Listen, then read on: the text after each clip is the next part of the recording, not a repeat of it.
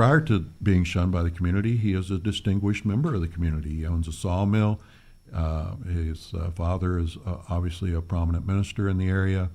Andrew is successful himself with a property, sawmill, as a physician, a practicing physician, and also as a legislator.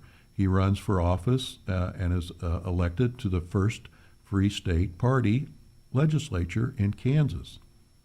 And you can see here they had a mass convention, and the secretary of that convention is J.B. Abbott again. So he knew this man very well. You can see where the polling places are. One polling place is Fish Hotel, another one is Palmyra. So these mass conventions started at this time over slavery and abolition and the political climate of the day. So people were leaving the Democratic Party and the Whig Party over this contention about slavery, and that there would be a new free state, the state of Kansas, and it had to be free or it couldn't come into the Union. So there were mass conventions in other places along the northern states, including Ohio and Michigan, and of course in Kansas, and they called themselves the Free State Party initially. Eventually it becomes the Republican Party.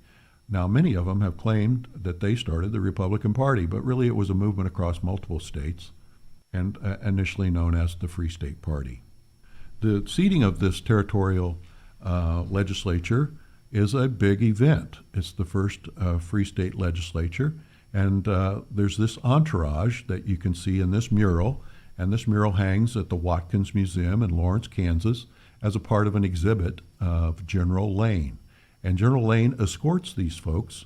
It's an entourage from Lawrence all the way up to Lecompton. Several hundred people, probably over 1,000, are in this entourage. And they are escorted by an army, General Lane's army, Lane's Brigade.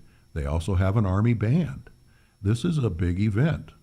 A.T. Still rides out ahead of this, the scout surgeon that he is, and arrives at Lecompton ahead of this entourage. And in his autobiography, he talks about this, and there's this sketch of him pointing it out, that this entourage is coming. And he has already been engaged with these bushwhackers that are there from Missouri. The men that are with A.T. Still say, hey, you probably ought to back off. These guys mean you harm. And A.T. Still opens his riding coat and says, that's good because I brought my two friends these two revolvers. And he has two pistols on his belt. The bushwhackers eventually see this army coming up over the hill and hear the band and see that A.T. Still is pointing it out and saying, we plan to do whatever General Lane tells us to do. Thank God he's coming with an army. And the bushwhackers disperse. They're outnumbered. There are a few that come back and try to disrupt the proceedings, and they are removed by force from the legislature. A.T. Still predicts the end of slavery at this moment. He says to the bushwhackers, we propose to break every link in the pro-slavery chain and do all that Jim Lane requires to make Kansas free for all men. No master, no slave.